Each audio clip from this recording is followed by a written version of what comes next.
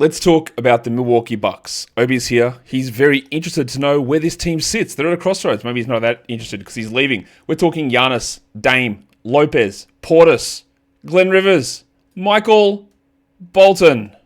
Thanks, Josh. It's Michael Bolton here, and it's time for another episode of the Locked On Fantasy Basketball Podcast. Let's get to it. Let's get to it, indeed. You are Locked On Fantasy, your daily NBA fantasy podcast. Part of the Locked On Podcast Network, your team every day.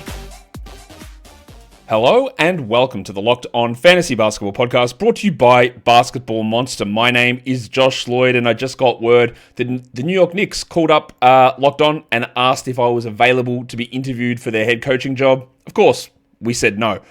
I'm also the lead fantasy analyst at basketballmonster.com. Maybe they'll try asking at basketballmonster.com whether I'm available for that head coaching job. And today's episode is brought to you by Game Time. Download the Game Time app, create an account, and use the code LOCKEDONNBA for $20 off your first purchase. Thank you for making Locked On Fantasy Basketball your first listen every day. We are free.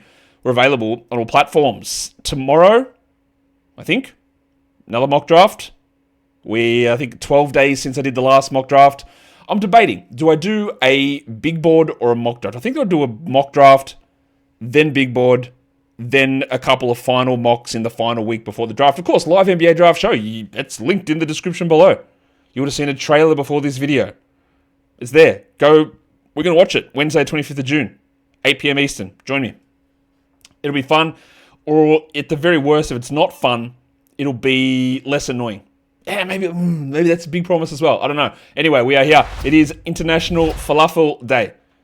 Shout out to falafels, the greatest vegetarian food that exists. We are talking about this Milwaukee Bucks squad and what we can maybe understand about them. They are one of the most interesting, intriguing, and influential teams, I think, in this upcoming NBA offseason for a number of reasons. Now, we don't know whether Giannis is going to request a trade. He's saying that all the reports are saying that he won't.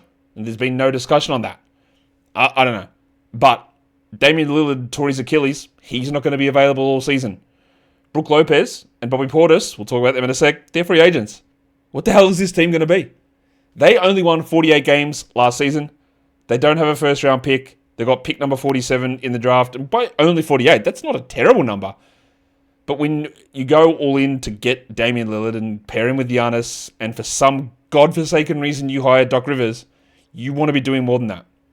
And then you get cooked in the first round of the playoffs by the Indiana Pacers. Your team is all old, and your coach is Doc Rivers.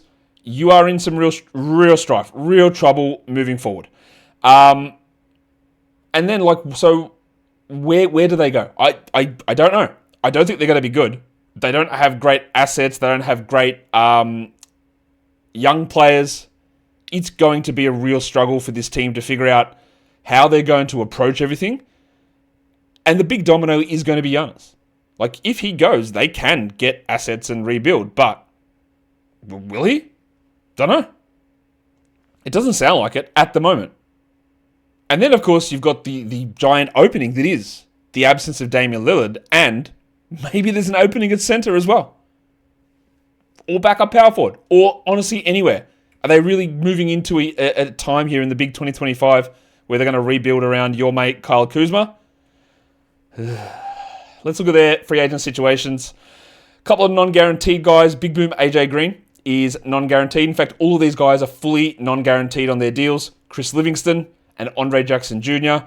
I would expect that Big Boom AJ and Andre get their contracts guaranteed. Livingston, who knows? But of course, when you're living in the Doc Rivers era, if you're a young player, just go out the back and take a shit or something, because you're never going to get an opportunity. Never. We're going to get useless, washed up veterans at the expense of anyone who might show anything. That is the Glenn Rivers way, and that is what we expected with this squad. This is where things get important, because you've got Bobby Portis with a player option. Oh yeah, that's right, man. That's right. Bobby Portis has a player option. The player option is $13.4 million. I would expect that Bobby thinks he can get more than that, whether he wants to stick around here or not. There's no clear starting spot unless Brook Lopez leaves, and then you have a starting group of Giannis and Bobby. It's messy, man. Pat Connaughton's already indicated he's going to pick up his $9.4 million player option in what is the most obvious move of all time. Connaughton is basically washed and was out of the rotation, so they're going to be wasting that money on him. And the other one is Kevin Porter Jr., who I know many of you who love, and many of you understand that it's horrendous watching him play most of the time. Although, to be fair, while he was disgustingly bad for the Clippers, he had some moments for the Bucks, and he looked okay. And I guess the natural assumption is that Kevin Porter will step into Damian Lillard's role, and he'll be a really strong fantasy option next season. Except he won't be, because he's not picking up a minimum contract player option, I wouldn't think. And the Bucks have no ability to go over the cap to sign him unless they're using exceptions, and maybe he doesn't want that. I mean, he could be back. Maybe they bring him back on one of the exceptions. I don't know. But it's not straightforward. They don't have bird rights on him. He's not picking up a $2.5 million player option, so he's going to be a free agent. So what do they give him? A taxpayer mid-level contract? Don't know. I don't know. That return of Kevin Porter is very, very much up in the air. Very much up in the air. They've also got key rotation players, including multiple starters as unrestricted free agents. Brook Lopez, the artist formerly known as Taurean Prince, Gary Trent Jr. Now, Prince and Trent sort of alternated starting through the year. Also, backup center Jericho Sims. Don't worry about that one too much. But Prince and Trent came across on, I think, minimum deals. Lopez, of course, we know he's a million years old. Not sure whether he'll be back or he wants to go to a team that actually has a chance of winning something next season. So that we could be in a situation where we're back with Andre Jackson starting alongside Ryan Rollins, Kyle Kuzma, Giannis, and Lopez, Portis, Sims could all be gone. It is a team that, and normally, for so long, the Bucks have been boring from a fantasy point of view. There could be gigantic changes. Oh, honestly, nothing could happen. It's possible as well. Everyone just returns. In the restricted guys, well, that's where maybe one of the starting point guards is, and that's Ryan Rollins. Now, differently to Kevin Porter, they can bring Rollins back. They've got full match rights.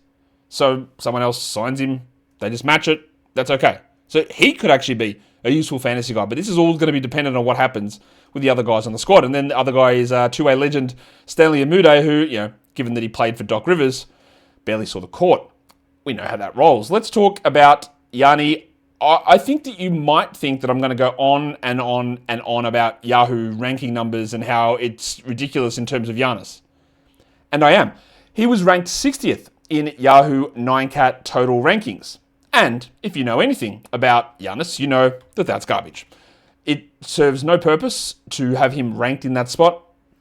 And I don't... This is the thing where I actually won't go on about it, but if you look at rankings and then see Giannis coming in as 40th per game and go, yeah, but you got to make that adjustment. You know he's going to go first round because you're going to be punting free throws. You know what that means? It means the ranking system is incorrect and wrong. If you have to make manual adjustments on every single player, it means that the rankings are wrong and don't provide you any information.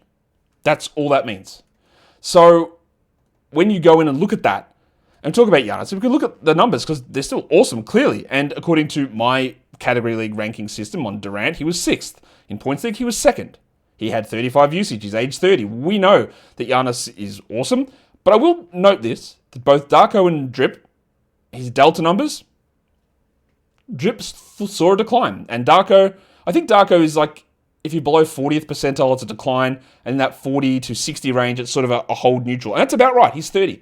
There is going to be a drop from Giannis. We've already seen his defensive numbers drop over the last couple of years. 0.9 steals, 1.2 blocks. Not terrible, but not great. 30 points, 12 rebounds, 6.5 assists. He's going to be bad from the line. This is all very, very obvious. But what I was trying to get at with Giannis and those category rankings, he is going to go in the first round. He is going to be a top 4 player for points leagues without really any question. He is going to be, where was he on a per game basis for, he was, I think, around 50th per game in traditional 9cat rankings, which again, tells you nothing. Tells you literally nothing at all regarding the value and the season that happened. So that is again why I will continually bang on and point out the inconsistencies, because you have to make many multiple adjustments to the way that players get valued. Well, it actually doesn't serve a real purpose to have those numbers that way. It serves no purpose at all. For example, the players ranked per game ahead of Giannis last season? Let's go through them. Walker Kessler. Definitely better yet. John Collins. Yeah, that makes sense. Cam Johnson. That's it. Obvious. We'd all take Cam Johnson well ahead of Giannis. Why do we even bother with that one? That's so easy. Trey Murphy. Josh Hart. Simple. Of course. Des Bane. Why wouldn't you? Easy call. DeJounte Murray. These are basic stuff. We all know these guys are better than Giannis. Easy. So simple stuff. Anyway, Gianni, first round guy, will be a top 5 to 7 player again in categories and top 4 in points leagues. But we have to understand now that we are getting to this stage. He is 30. There's been a defensive decline. There's going to be a team adjustment coming up. Whether it's him on a new team or him on a team that looks very different. And there is a cliff. So just be aware of that as you process the value of Giannis Antetokounmpo moving forward.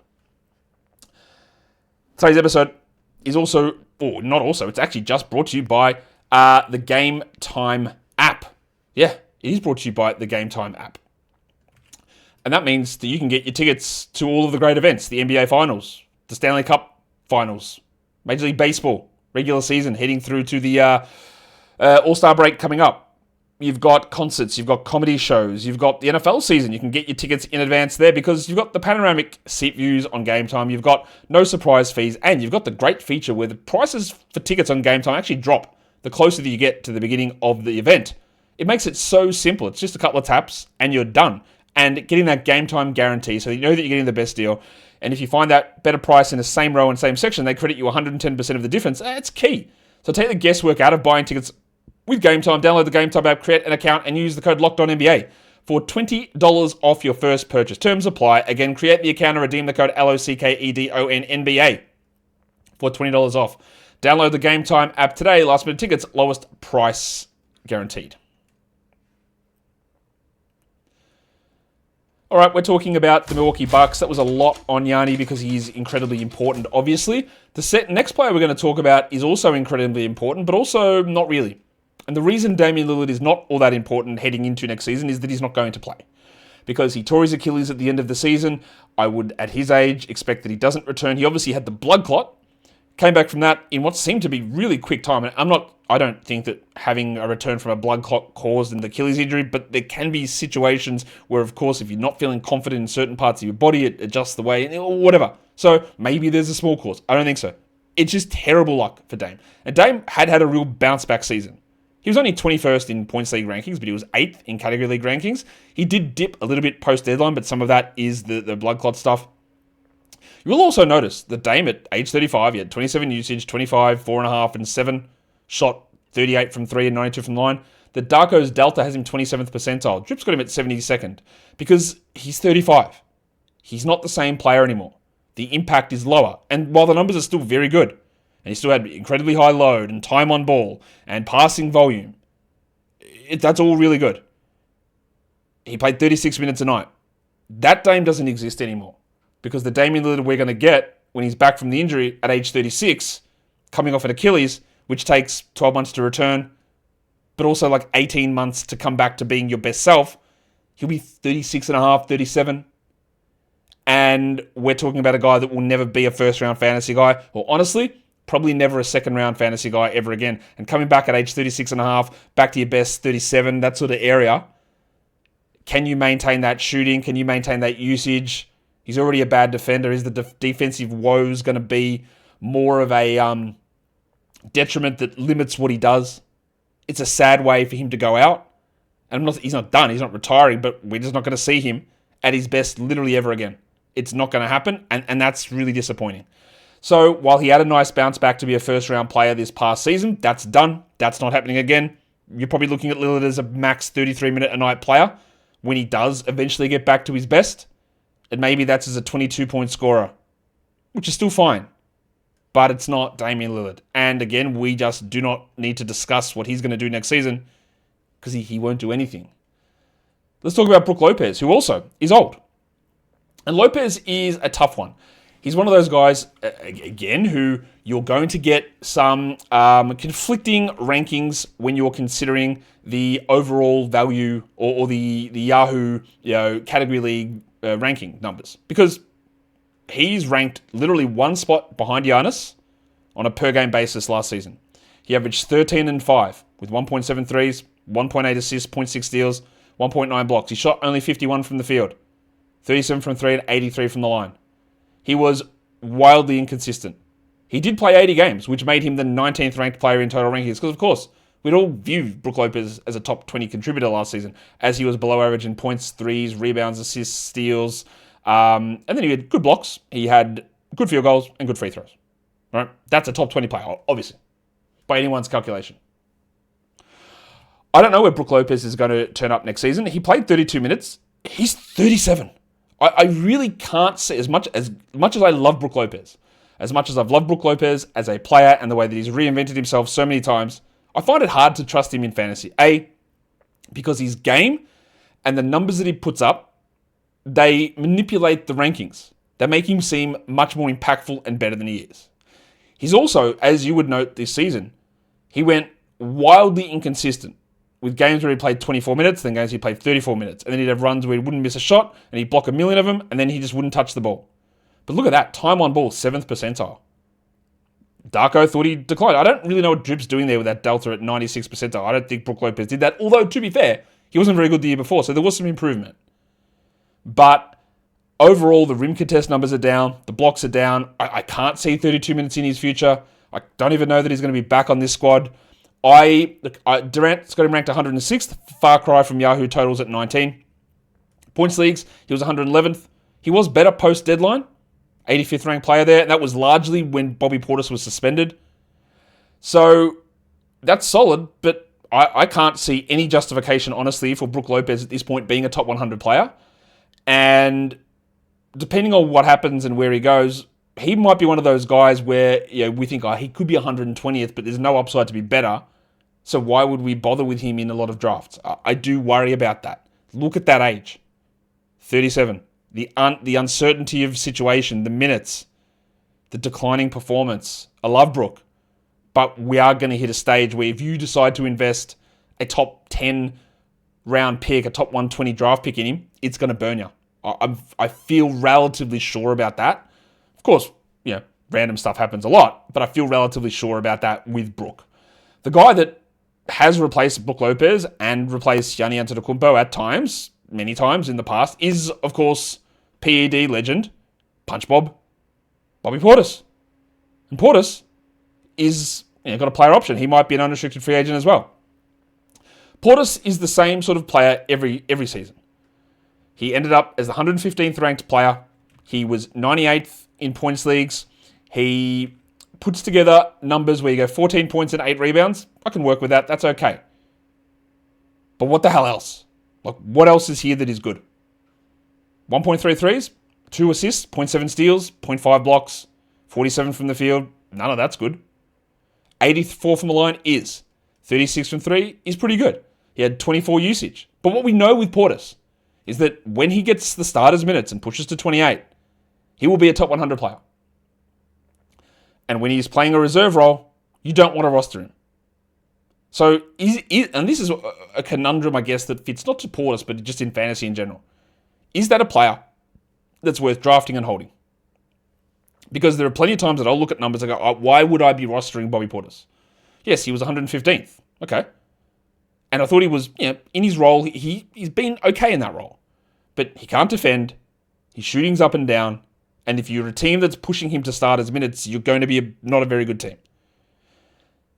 And if there's a scenario, say he's in this spot in the Bucks again, I don't know that that'll be the case. But say he's playing for the Bucks again, and he's playing 23 minutes a night, is it worth holding a guy that's 150th, 160th, all the way through, and then you're hoping that there's 2 weeks where he's the 80th best player? Generally, that's not worth it, because using that roster spot to grab guys like Portis, you can grab guys like Portis. I know you'll say, why would I give up the opportunity to grab someone like Portis if I've already got Portis? Because the idea behind those sort of players to me is that when someone goes onto the Bobby Portis legacy run, when somebody goes into the position where somebody else is out and they have to step up, you add them for that 2 weeks. Hey, this is a hot streak from Damian Lillard. Let's try it. Oh, that's done. Who's the next guy? Maybe it's Ryan Rollins. All right. Where are we? Hey, Goga Badadze is starting. Let's try him for 3 weeks. And all those guys might give you top 90 runs versus holding Portis at 150, 150, 150, 150, 150, and then he has those couple of 80s. You can see it was worth it because you know that when someone's out, he's going to put up big numbers. I just disagree with that principle as a general rule because if you didn't hold on to him all that time, you could have theoretically just cycled through either through getting volume and streaming or finding the replacement player at that particular time for 1 week intervals and using that spot. Meaning you get top 90 out of that spot all the way through versus waiting for somebody to get hurt to produce the numbers that you know that he will bring. I know that Bob Portis will bring up good numbers if he moves into a starting role. This goes for anybody who's sort of in that same sort of spot for him. Almost, honestly, Naz Reid, not far off that. That sort of player that you go, well, when he starts, it'll be great. Cool, it will be. But, and I did some work on this through the All-Star break, looking at the value of what you can bring through in streaming. And usually it's like about the value of a top 85, 90 player. And if you're using that spot correctly, you can get that value rather than waiting for someone like Portis. All that's to say is he's a bad defender. He's a solid shooter, but he's not necessarily a high volume shooter. He's a rebounds guy, and he needs opportunities to go his way. And that's not the sort of player that I love long term. He's also 30, and we're going to see some declines coming up if we haven't already. But playing time and situation, as always with these guys, is going to be so key in determining where he goes. In drafts, I mean. Today's episode is also brought to you by Wayfair. Step into your outdoor space and you can feel like it's a personal oasis, but only if you go to Wayfair to get all of those items to update your backyard setup this summer. It's easy to turn a space into an area that feels like yours, comfortable, stylish, and ready for the summer. Wayfair has everything that you need to level up, whatever. Outdoor space, conversation sets, outdoor bars, fire pits, hot tubs, gazebos, and perfect string lights to give you that vibe so you can be chilling for real. It gives your backyard that resort feel without the resort price tag. Also, the delivery, it's free, it's fast, and it's totally hassle-free as well, even with the larger items.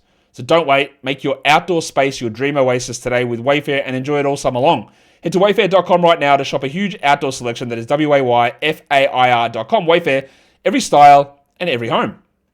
Did it again. Did the and again. Sorry, Wayfair. We are here. We are talking Milwaukee Bucks. We're talking their season. We're reviewing their season and sort of looking forward to where it goes from here. And now we get into the artist formerly known as Taurean Prince, who shout out to Darvin Ham. Got him another starting job. Prince came across from the Lakers on a minimum deal in free agency. He came off the bench, and then, of course, we had Andre Jackson starting for God knows what reason. Gary Trent started, and then we ended up settling into, it's got to be Taurean, doesn't it? Surely Taurean has to start for us. And as per usual, he offered absolutely nothing. 12 usage for Taurean Prince. He hit some threes, that's great, and he hit them at an unbelievable rate, 44%. That's great. And I'm being harsh to him because it is funny to lean into the Darvin Ham Taurean Prince meme. But he shot really well. 44% is great. I thought he improved on what he showed at the Lakers, no question.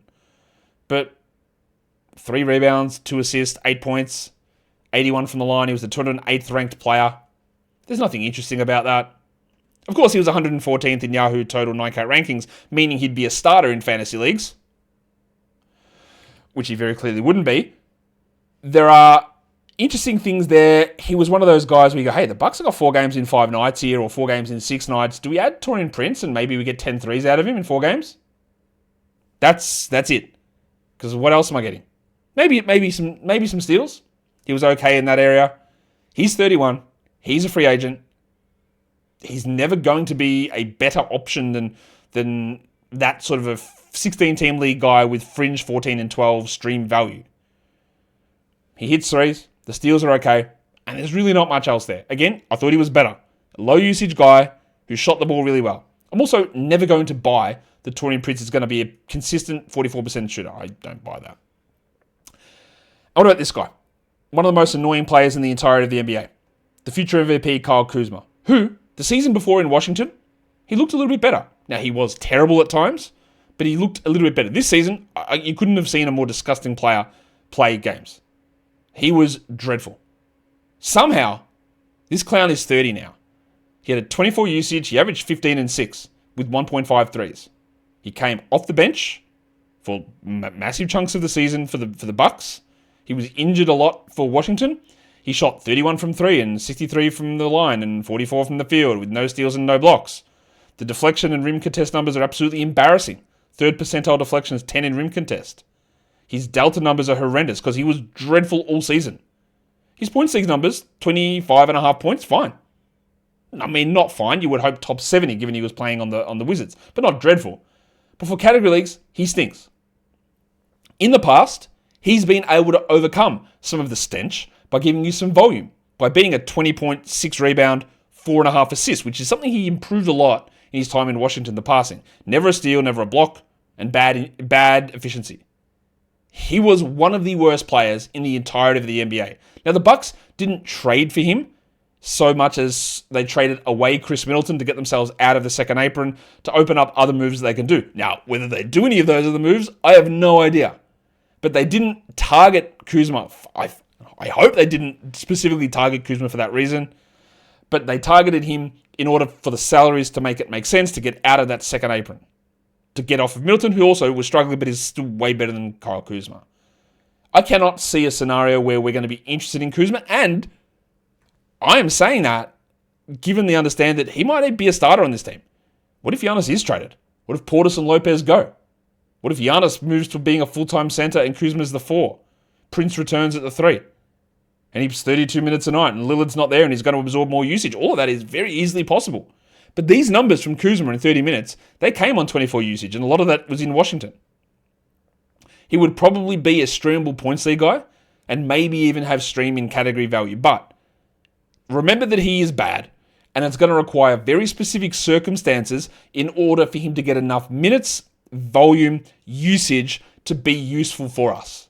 It's going to require either a Dame trade or Lopez leaving or Portis leaving or probably two of those three happening, even though Lillard is already out. He sucks, and it's unequivocal. Pat Connaughton, also absolutely completely washed up. He was out of the rotation. Look, the year before, Doc Rivers said, right, Pat Connaughton, you've been playing a lot of 4, bit of 3. Can you be our point guard? And Pat went, I mean, sure, like, what are you doing? But okay. This season, Doc just said, nah, you're done. And actually, one thing I do agree with Doc Rivers on. Connaughton was not good. 32% from 3, 15 usage. He's 32 now. They're going to be paying him $9 million next season, so that's great. Barely inside the top 400. He only played 41 games. He had some injuries, but also it was largely just because he was bad. 5 points with 2.7 rebounds. The delta numbers on him aren't as harsh as I thought they were, honestly, because he wasn't coming from a high place. But defensively, he's fallen off. The shooting's not there. The passing is still improved, but not to a level that is realistically going to matter for most of us. And Pat Connaughton is just not somebody who's going to be an impactful NBA player or have really any sort of level of fantasy impact as we move forward. What we are going to do, though, is wrap that up now. And we're going to come back later on and talk about some of the younger guys. Kevin Porter, Ryan Rollins. We're going to talk about the young guys that never get a sniff.